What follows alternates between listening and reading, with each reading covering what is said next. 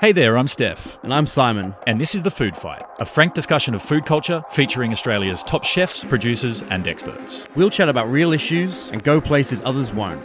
This podcast travels throughout the country and we acknowledge the traditional owners of the land on which we gather and speak. And we pay respect to elders past, present and emerging. This episode we chat with Simon Toohey about life before Masterchef, working at a cocktail bar in London, his experience of Masterchef and about embracing and championing vegetables.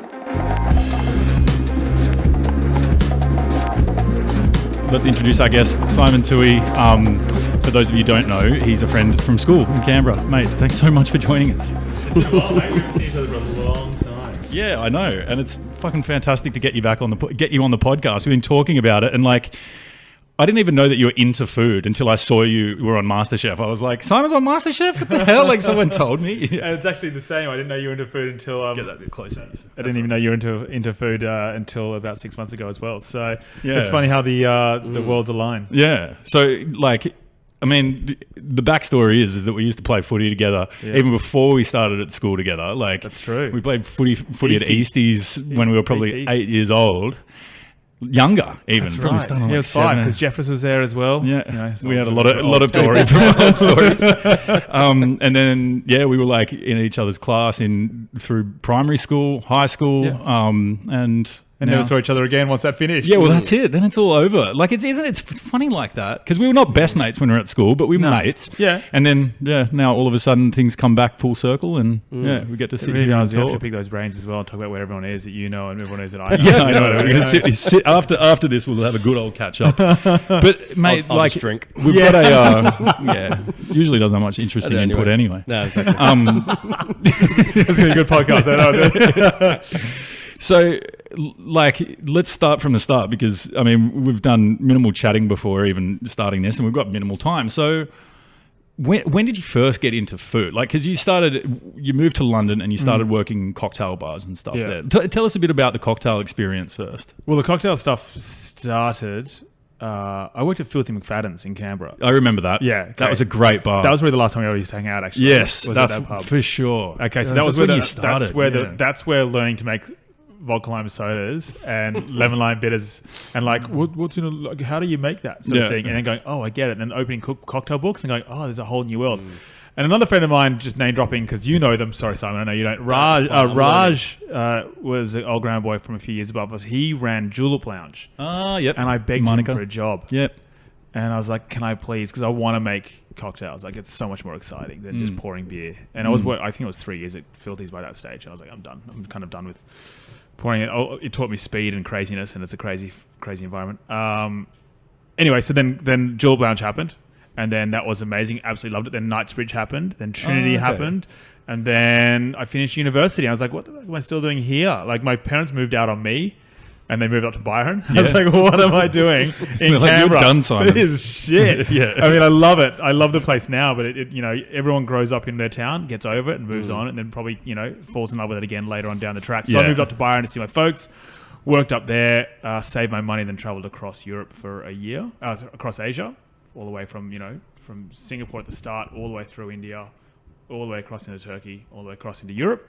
And then It's an epic trip. it was a seriously epic trip. And I didn't know much about food then. I loved food, obviously, because I was a big eater, but it was always about bars. And I got a job at a bar called Kalukale. And that was, really long story short, that sort of where I cut my teeth in the cocktail bartending, where I learned everything. I would go to a coffee shop every single morning at midday and read the history of cocktails until 4 or 5 o'clock when I started work. And then prep shift, and then work until 3 a.m. And I did that for 5 years. Amazing. Yeah. So really fell in love with it. Fell in love with really the whole... deep. I didn't like history at school. No. And then I found history in booze, and I was like, this is something that's interesting. This is actually really cool because there's something deep about this. And I lied. It was 4 years, and then back to the question, which is I'm really good at going this massive roundabout way. I studied my master's in gastronomy. Yeah, okay. In Edinburgh, where I met my partner. What does that look like? What does a master's in gastronomy look like? Well, it looks Edinburgh's like a 15,000 word dissertation I haven't done yet, but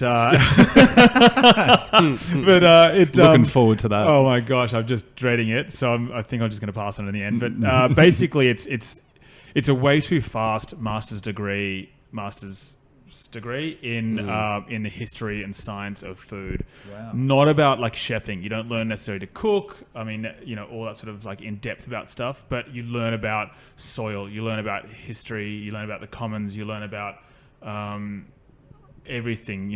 Everything that comes towards the background element of food and science. And it's really exciting because I think because I've been through them, and Simon, you know all this, of course, and of course you, Stef, but as in like knowing what it's like to be a chef, I didn't want to be in the kitchen. They scared me. They were angry fuckers, and I'd been around them for too long. I'd watched them for too long. And so what I really wanted to do was sink my teeth in food, but not be in a kitchen. Yeah. Okay. Yeah, and so it's a hard thing to balance because you said the kitchen is not about cooking.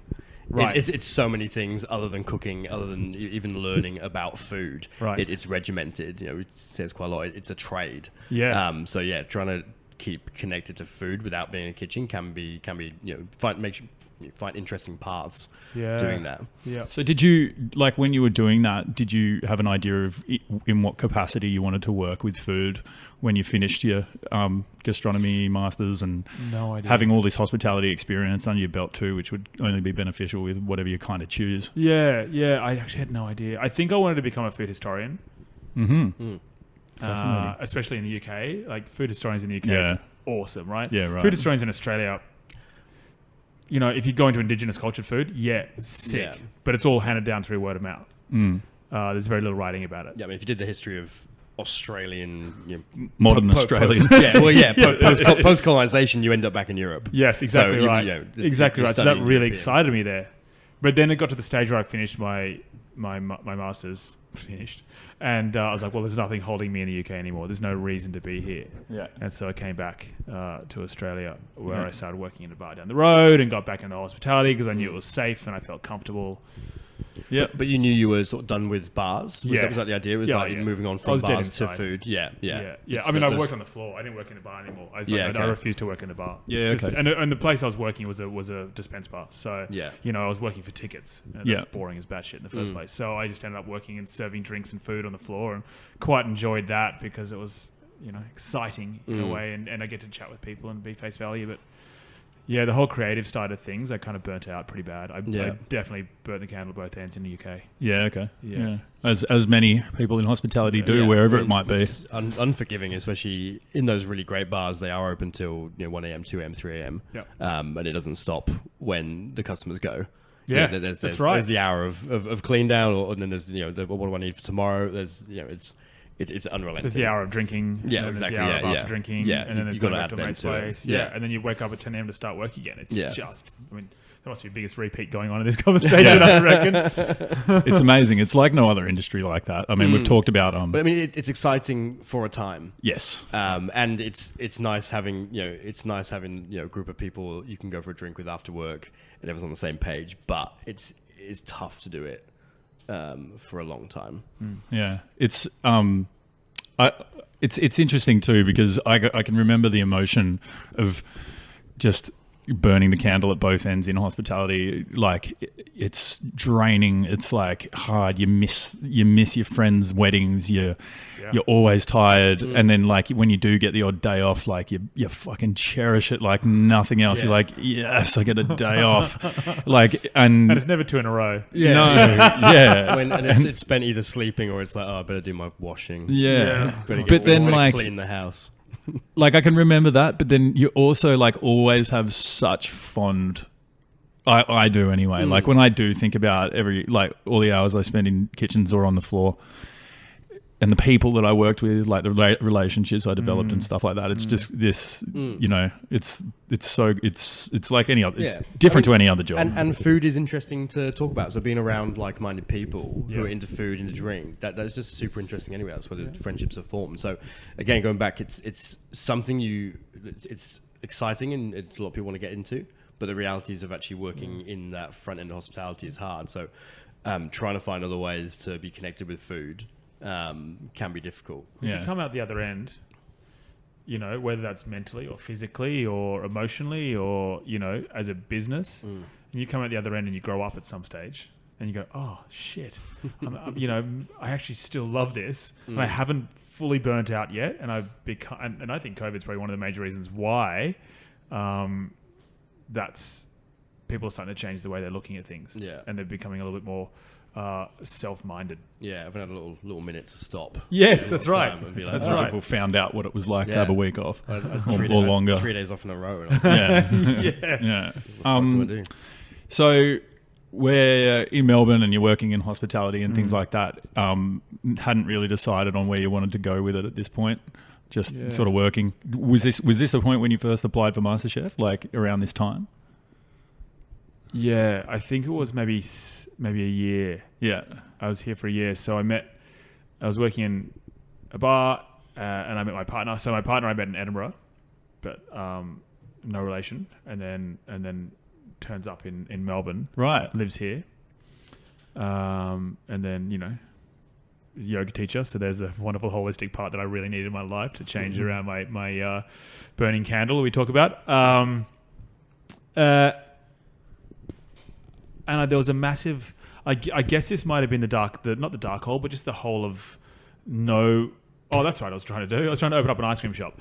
Jesus, I forgot about it. Put that out of my eyes. So I was trying to open up an alcoholic ice cream shop by a guy in Edinburgh as well. And he came over and we were going to open up in Fitzroy, make it a super niche thing. Like I'm talking 7% triple choc ice cream with fucking choc chips on top. And it was going to be boozy, full of whiskey, and because it's used in food, the tariffs are less, and so you don't have to pay any of that. So it was a really funky idea, super into it, and then he just fucked off back to Edinburgh, left me sitting with my dick in my hands, excuse me speaking. So and I was really pissed off about that. So that lost me a good whack of coin. Yeah, that's a thing. That's a thing. And so there's that dark hole. Yeah. And, trying to find an apartment, all this sort of style stuff, just sort of fell on top of each other constantly. And then Georgie came around and was like, hello. And we sort of started dating and it was great. And it was quite a fast relationship. And she sort of sat me down on the bed and was like, fill the fucking form in. Really? I was like, I think I want to do Masterchef. I started filling the form in when I was in Edinburgh. And she wasn't on the scene, of course. And then I was like, oh, yeah, try to fill it in Edinburgh. But, I went past the first page and there was 8 more pages to go. And she's like, fill the fucking thing in. You're not leaving this bedroom until we do it. So every single night we filled the form in page by page until it was all done. Yeah, right. And that's how it was. This weird sort of I was working as a national ambassador for Mr. Black. God, I've really blacked out a lot of this fucking part of this central part, which was a great a little job. Therapy session. It really is. Maybe it is. Unpack some. Where's the tissues in the middle of the table, by the way? No, that was a great job. I really, really love Mr. Black. Great product, great team, great brand, the whole lot. And so I was like, right, this is the first time I've lived in a country for longer. Well, I'm going to plan on. I have not owned anything. I've been backpacking around the world for such a long period of time. Lived in a country for such a long period of time. I haven't owned a couch. I haven't owned a TV. I haven't owned a car. I haven't owned a bed. Let alone, I haven't even owned a cup of freaking pair of glasses or martini glasses. Yeah. So I was like, I'm gonna work for Mr. Black for 3 years. I'm gonna save up. I'm gonna do this amount each year, and we're gonna be great. I'm gonna buy a house, and that's the plan. I'm back on top, baby. I'm gonna have some solidification in my life. And then I fucking went to Masterchef, and all the savings are out the window. Got paid fuck all, and I'm not doing anything, any sort of future freaking planning to save for a house, but. What a journey. Yeah, exactly. All right. Well, let's talk about it. Do you remember, take us to when you found out, or confirmed that you were going on it, that you got what type chosen? of things do they ask in those forms? Because obviously they're looking... darkest questions. Let's go... Yeah. What's your deepest fear? Yeah. Right. If you're tell us about your most emotional time with your family. Wow. Really? Yeah. Far Because it's a huge psych assessment. Yeah, right. If they get you on there it was 8 months in total for me, from start to finish. And then I did it again. For the first one or the second one? Yeah, second one was 6 months. So, you've got to make sure you're mentally prepared. Yeah, they've got to make sure you're mentally prepared. Yeah, it's amazing. Yeah, and so that's what it was. And the process went... And I'm not... it wasn't easy. It wasn't easy. But for some odd reason, I just felt as though with everything else going on, it felt quite simple. Yeah. And it was I filled the form in. I got called up. I was going to New York to Simon Gibson's wedding. Right. Shout out, Simon. Yo. Simon. And so I couldn't do the Melbourne thing. I was going to Hong Kong for Mr. Black. So I couldn't do the Perth one. Oh, no, the Sydney one. And so I went to Adelaide to do my auditions. So I filled the form in, got asked to do auditions, went to Adelaide, did the auditions, got called back for the second audition, did the second audition the next day, waited 3 months, got called to go on the show. Wow. To What the was top it like 50. when you got called to go on? It was really weird. I mean, have you ever remembered going into, I don't know, when was the last time you felt like chronic anxiety? Like, I don't know if you have any mental health issues, but that feeling of like nervousness, like a grand final of a sports game. Yeah, or okay. like, you know, going to show your artwork at a thing and hoping people like it, you know, all this sort of stuff. That, like, and fall. And you just got, if I stuff up. And then the weight of like millions of people watching. Yeah, scares dude. you a lot. It's the biggest fucking show. It's the biggest show. Massive. Yeah. And it's not even the biggest show in like, for Australia, it's small, as in the sense like it's still the biggest show for how many people view it. Yeah. But in India, 7 million people watch Masterchef. Yeah. I mean, And then in wow. Pakistan, the same. Masterchef brand. Yeah, I think it's it's the massive. most exported BBC originally or British show in the world. So it's not just It was Australian originally watching, BBC, is it? Yeah. Yeah, the original one was fucking hilarious. Yeah. The old Lloyd Grossman one. You're going to go back OG. It was like just like Pretty much black and white. It was Yeah, 87, wasn't it? Something like that? I can't remember what it was. Wow. It went for years and then it ceased to Went be quiet. because Yeah. it was just like you'd invite like some home cooks on and Yeah. they'd do a couple of dishes. I think that was it. I had it was, no idea. It was nothing like it is now. It got rebranded a decade ago in the UK and it just took off. Yeah, right. Right kind of timing with all the chefs and people's interest in chefs and And people we've cooking. got our own. I think. Well, basically, the modern Masterchef is the Australian Masterchef, and so Yeah. all the like Singapore Masterchef, I think it's Malaysian Masterchef and Indian Masterchef. They all base it now around the Australian. Yeah, Whereas the yeah. UK have kept their style. Yeah, it's a bit different, man. Yeah. So, like, I don't know. Where's a good place to start? I guess, like, what does it feel like when take us to like sort of first day, like when you're actually on the show and it's like, shit, I'm in this competition. Like, obviously you've got producers and stuff who are prepping you for it. Like they're telling you what's going on and things like that. Like, I guess how much of it is it like, because I assume it's like, it's such a big deal. Like, are you 100% invested into this competition from day one, like, or is it like, fuck, I'm on this show and like it's not that big of a deal if I don't win? Because the thing that they do well as a production team, it's like the way that they invest the viewer is by creating investment from the guests and things like that. 100%. Like, it's like you guys look like you guys are fucking just stressing out behind those hogs. It is. So you like I thought you'd have to be invested to be on the show, right? Yeah. Why wouldn't you? But then You do. apparently there's people on the show that are like, oh no, I don't give a fuck.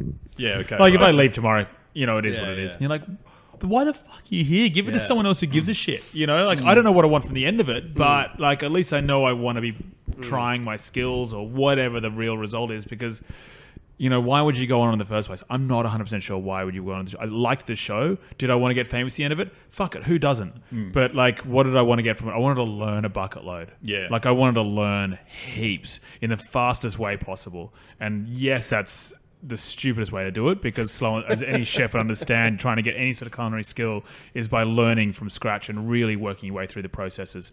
But from the background of the cocktail world, I was like, fuck it all. Let me just go as deep as I possibly can. If I'm going to sink, then so be it. I'll go to culinary school and work it out myself, and work it out from there. Or if I swim, then amazing. Where's this going to lead me? And I can also read and continue from here on my personal journey, which is really cool. But so you did learn a shitload. Yeah, I did learn a shitload. Like, I assume you would be learning all the time from the people around you, from the judges and from the guests that come in. Like, it's crazy. Well, you don't.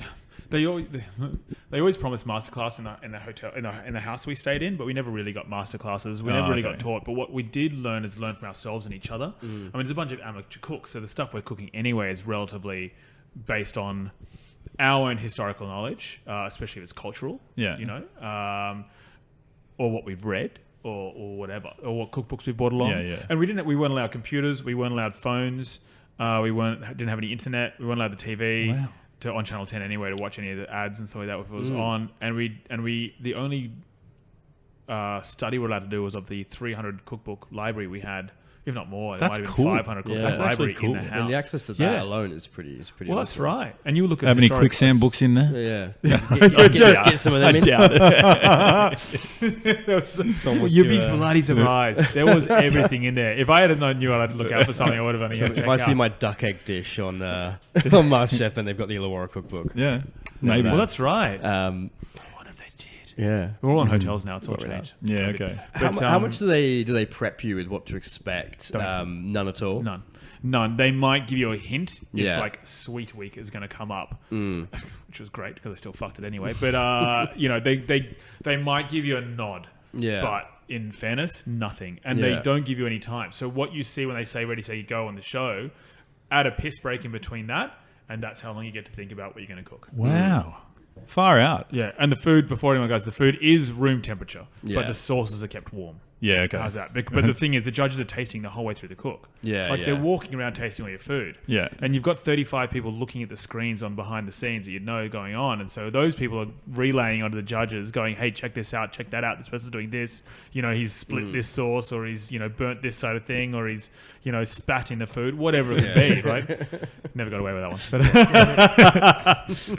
But Did you know before kicking off on there that you wanted to champion veggies in your cooking while you're on the show? Like, did, when did yeah. you get into that world? Again, it was a bit of an aha moment. My partner is veggie. Her brother is vegan. Mum's follows the fam, but is also the same. And I was like, I think there's a lot of things where everything's kind of done to death, and what things haven't been done to death. And there's this element of like plant-based eating. And I don't mean forcing it down to people's throats. I mean finding stuff grown from the soil and going, "God, that is amazing. I can't believe that cabbage is purple. Like, how whack is that? And now what can I do with that no one's ever thought of before?" And it was on the starting wave of the roast cauliflower. Like that's when it sort of started. And I was like, this is perfect. And also what no one's done, let's find the most stupidest thing someone could do and let's try it. And that's making a smokehouse for vegetables. Like it just doesn't necessarily. People are like, why would you do that? And not because it's not possible, but because everyone associates smokehouses with fucking long cooked meats. I mean, and people don't put the same amount of effort into veg as they do in meat. You're right. Just like there's not the same process, not the same technique, and there's less care. Yeah, exactly. Yeah, and it's why is that? Why wouldn't you take as much care? Even a lot of great restaurants, great chefs, their veg menu is a bit of an afterthought. Oh my God, it's to keep people happy. And I want to do that, so I go to restaurants and I'll name. I went to Gaia in Gertrude Street, and we are the veg menu. Fucking delicious, so good. Like they make they make this most beautiful tofu dish, and they get every single part of the process and recreate a dish through this final thing. So it's this awesome story, right?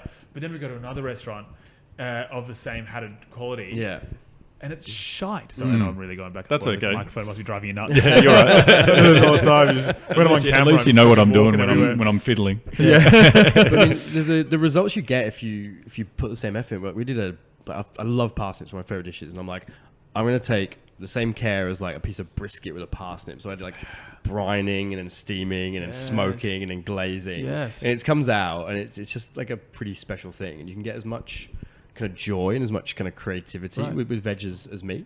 Yeah. Which again, and it must just be a kind of historical thing because chefs generally are always pushing for new thing, next thing, but there's a bit of a blind spot when it comes to veg a lot of time. I think so dishes. too. And now it's come to the stage where I actually get really excited about ordering the veg dishes because I want you to fucking take me on a journey. I know if I go to a good restaurant, there's going to be some sort of braised based meat. There's going to be a really slow based, I don't know, brisket, or maybe like a bone in like ribeye, or some sort of like short rib, or a piece of duck, or you know what I mean. And I know the duck's going to be served with some fucking fruit because it's obviously served with fruit, and some sort of jus or glaze on top of that. That's been fucking. And I know that's going to be there. And that's a massive generalization. You might even get duck served with radicchio and Illawarra plum or something like that. And it's just like, ugh, like again with the fucking duck. That's one of my favorite dishes. So, Illawarra plum. Let's putting my foot in it right there. Illawarra plum is something that no one, that is a delicious fucking ingredient. So don't worry about the game that. that way. No, that was Changing actually perception. a good dish, Simon. I'm like, it's looking at it too. But you know what I'm saying. Yeah, I know. Sure. All these sorts of things. I'm not going. They are good. They're really good. But I don't want them. Yeah. And I just think there's so much more to it that's exciting. Even the cauliflower steak, that thing still excites me. Like I think that's still great because you're doing it, but at the same time, like there's this, which is really cool. Like following you on Instagram and stuff like that. I've noticed like you really seem to be experimenting a lot with the way you're cooking and stuff, like techniques, what was that fucking grits you made the other day that you put on there? Popped buckwheat grits. Yeah. Yeah, that was sick. Yeah. So I did some work with Sauce Bulk Foods. Hi Sauce, amazing people by the way. Buy that. So yeah, it was buckwheat grits, and it was super cool because I did this thing where I decided to buy 400 grams of popped buckwheat, which I thought was hilarious. Like great, just to practice. I don't know what for, just because. Right? Yeah, stuff you do when you're a chef. I always see stuff like that. Fucking buy random shit. Let's try that. Yeah.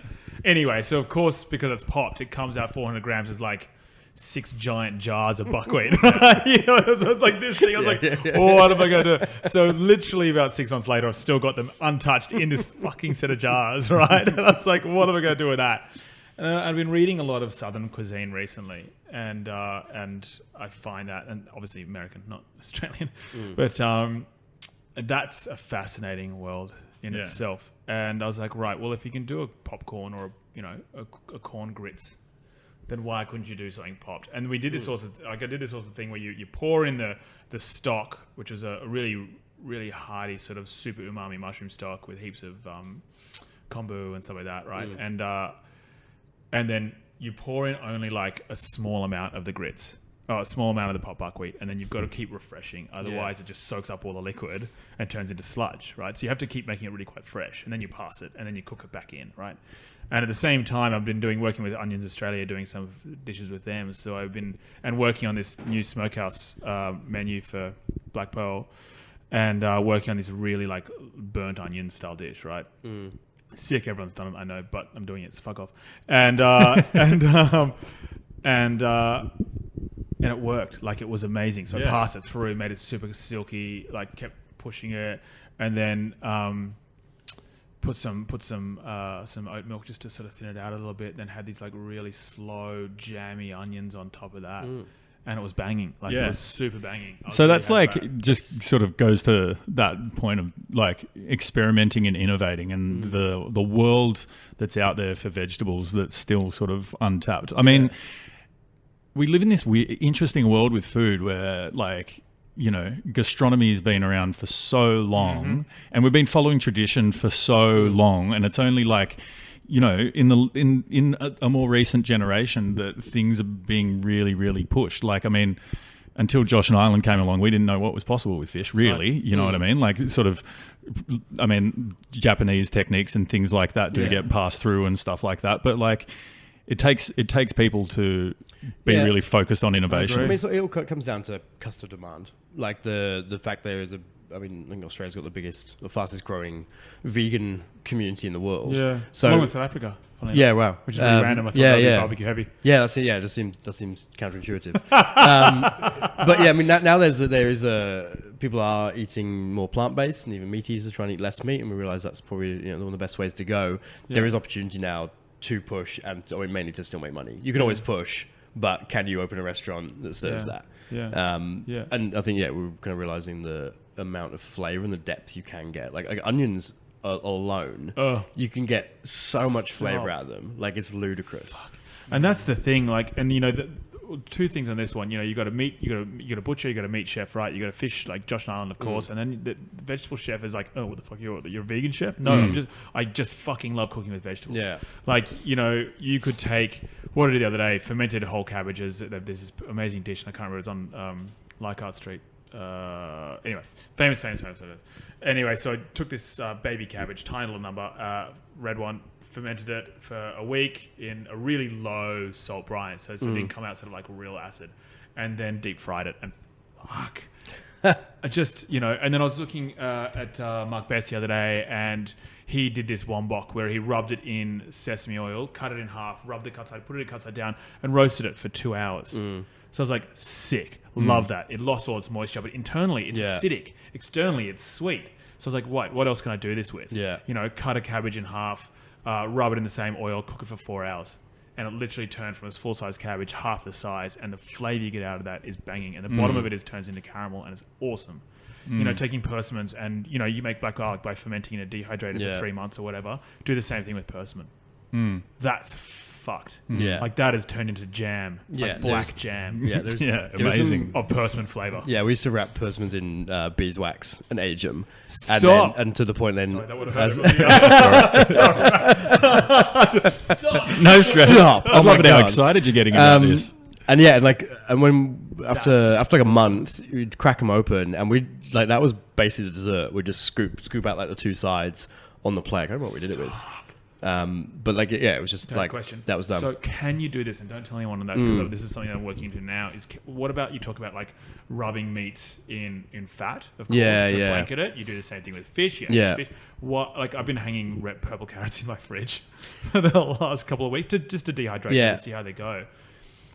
Like, what is the chances of aging vegetables in this sort of way and rubbing them in their own fat? It can't be meat based. It has to be completely plant based. I've thought about this because I was like, could you like would there be benefit of dry aging a carrot? Because you've all had like a carrot where you're like, oh, that's an old carrot, but like what's the chemical breakdown of that? Right. But yeah, like beeswax.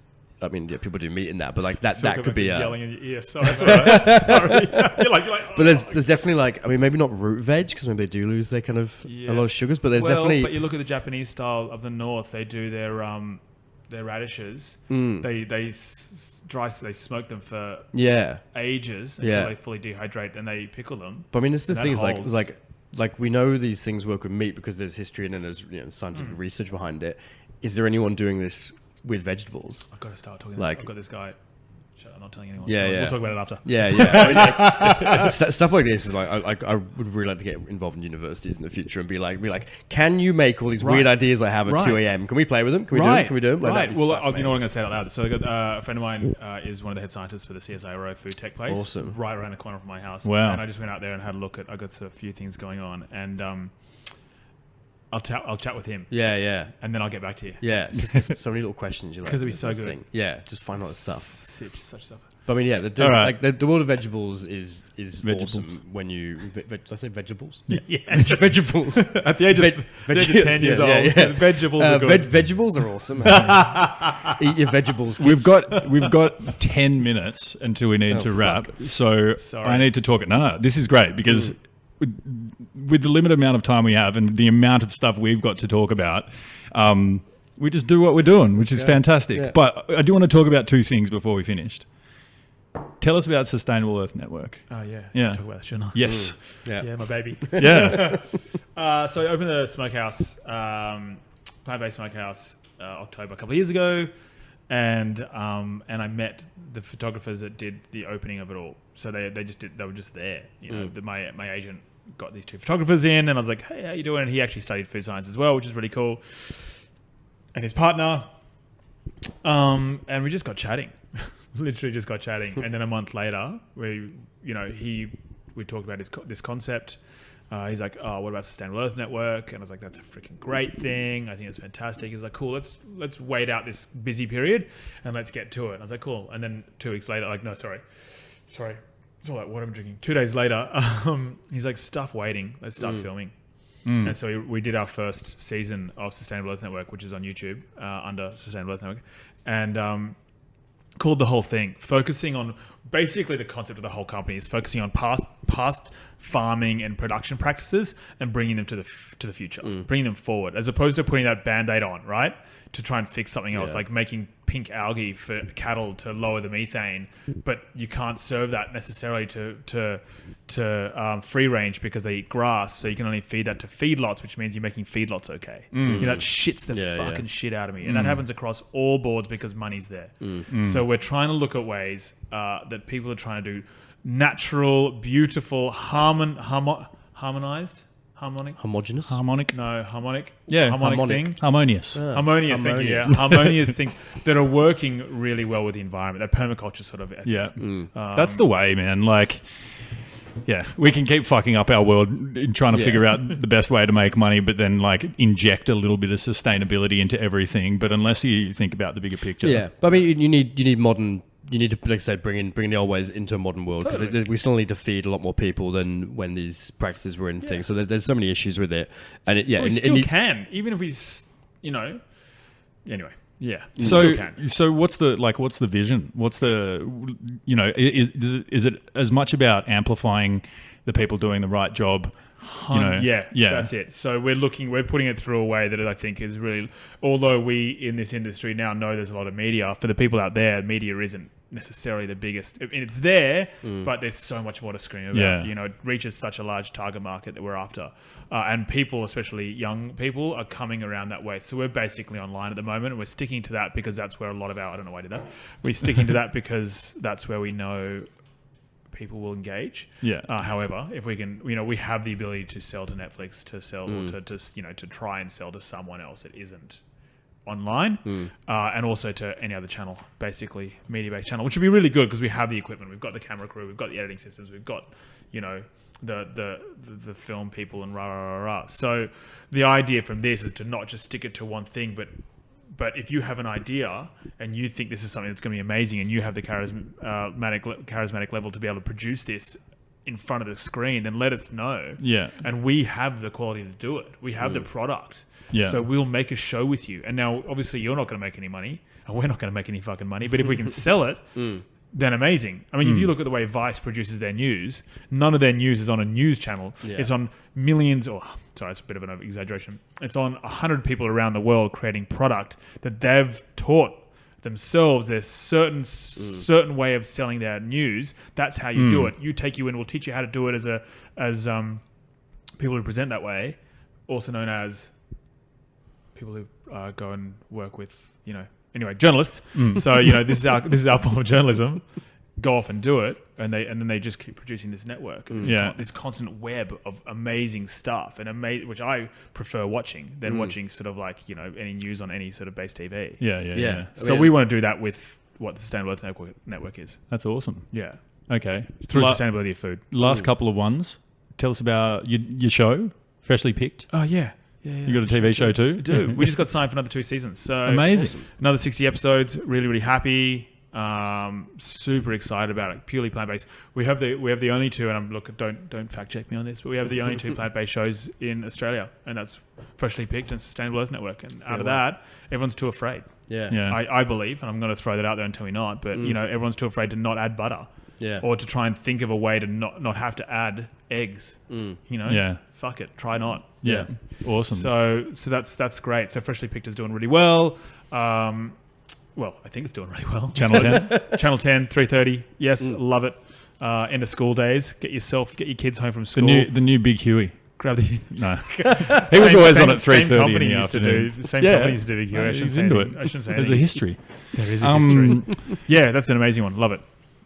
To finish, do you have you found what you want to do now? Oh, so much. Right. Oh, so much. I finish, again, people, both have done media before, and this, I finish a 10-hour filming day and I go, that was the best day of my life. That was awesome. And I go home to my partner, who is the most amazing human being in the world, to my dog, who is the most amazing puppy, you could ever ask for. So it's, for now, I am complete. Still not taking an income, but that's what happens when you try to start a business and try to get people to sort of engage in what you do. But fuck, I love it. Yeah. I couldn't ask for anything better. I have a bit of a, what's that called? Imposter syndrome going on here. Cause I was going to ask about that. Most successful people do. It seems. Yeah, but I've also, there's chefs who hate us because they got in Masterchef and then I've created this thing. Fuck you. Go do it yourself, you dickhead. You don't have to wait for me to get angry at me to not do it yourself. I think it's the Masterchef contestants who are like, I just always wanted to be a chef, and it's like, you get a job. Like, There's so many jobs going. I think it's realizing it's a tool for working in food outside of kitchens. I think it's the chef part when it's like, we you might go and be a chef from this, and it's like we're all chefs, and I think that's where it's chefs also the get God complex from it as well that they get. They think that shit don't stink and and but it's hard, because chefs slog it out, and you can see it. And it's a fucking hard industry and stuff like that. And there are probably chefs out there who are like, why don't I have a profile? Like I work hard and I've got awards and my businesses are successful and things like that. And having a profile allows you to elevate your business and all that sort of stuff. So go further, open another one. Whatever you want to do. You're right. But that's the hard thing for you is that you have to walk in with a profile. Well, I also and then I also shouldn't say what I said before, and I will backtrack because I started at 15 in hospitality. Exactly. And I finished at, Yeah. I'm still not finished. It's the only job I've ever done. I did 6 months as a travel agent, and I told the manager to go fuck herself and got fired. So I went straight back to hospitality again. Yeah, That's my always stint. And so I did my hours. And did I get to where I am now by doing those hours? No. Did I want to do what I was doing now by doing? Yeah, absolutely. I want to do exactly what I was doing now back when I was in London doing that sort of stuff. Maybe in the booze industry, I was writing TV shows, media-based shows when I was there. And I was doing that when I was working at Knightsbridge, Yeah. So I wanted to be where I was. And I got given that amazing kickstart. So I take it back. I'm the asshole. I shouldn't have said what I said because it's really hard for those who want to create a profile like what you said and try to get it like that. Yeah, but in at the this same world of time, social it's media. like... Don't go back on what you said before because now that makes me have to No, go back again. I'm not. I'm not. But like, I think that the thing that separates everything is that, like, whether it's in media and whether or not you get a leg up through an opportunity like Masterchef or anything, if you don't do the work afterwards, then you're not getting anywhere. That's Like, it. you can either choose to grab the bull by the horns after that opportunity and try to make it your life, or you can go back to working in hospitality. You know, there's a lot more Masterchef contestants out there who have faded into obscurity than ones that are still. I think there's some ex-Masterchef contestants are doing interesting stuff in sort of place. I think another thing that, I mean, this bothers me a little bit is that media in Australia are much quicker, and it makes complete sense. They're much quicker to go to a Masterchef contestant for a spot on anything than they are an actual chef. Yeah. But it's of course they are. Like, who's got the bigger profile? Well, that's the annoying thing, right? It's all about the Yeah. viewers. It's all about the viewers and the making money and the media. So of course it's going to be that way. Yeah. But I think Australia is particularly fond of MasterChef contestants, no matter what they're doing. But you're right. You do fade into complete obscurity if you're not ready to do the work. You got to work because they give you the 100%. pedestal. You're there. Yeah. Like, hello. You know what else you wanted to do for you? Literally just gave you what you need to do whatever you wanted. Now, if you didn't have a vision, that's not our fault. Yeah. You got to go and do the hard yards. And, and as I Exactly. said, I haven't taken a paycheck in a very, very long time. And I am clutching at straws when it comes to anything. But I know what I want to do. Yeah. And I know the direction I want to be at. And so I'm focused so hard on that. A few depressing moments here and there, but like you got to pick yourself back up and go, God, I hate the fucking shitty metaphors I'm throwing out today. No, it's good. It's good. It's good. Because the thing is, I think that a lot of people, would look at, they just know you because you were on MasterChef and they watched it, and now they follow you on Instagram and they're like, oh, look at him, he's like so successful, and I want to be like, it's not just a matter of like standing in front of your camera you're not gonna have and getting cash longevity. put in your pocket. No. We have to wrap up. Yeah. Anything else you want to talk about before we're completely done? No, same Collaboration. number one. Collaborations with Pearl, which is really cool. A couple of places in India I'll be opening up at the end of the year. Wow. I'm allowed in there, but it'll probably be next year, obviously. Yeah. That's an exciting Watch Freshly Picked TV. Watch Freshly, 3:30 Channel 10. And mate, And thank you both That's of it. us. Thank you both so of much. Sorry. Thanks for coming in. So good thank to you see so much for joining us. And this conversation can go on for a long time, but I have a feeling it's the first of many. Yes. So Please. mate, great to see you. Thanks, man. See everyone.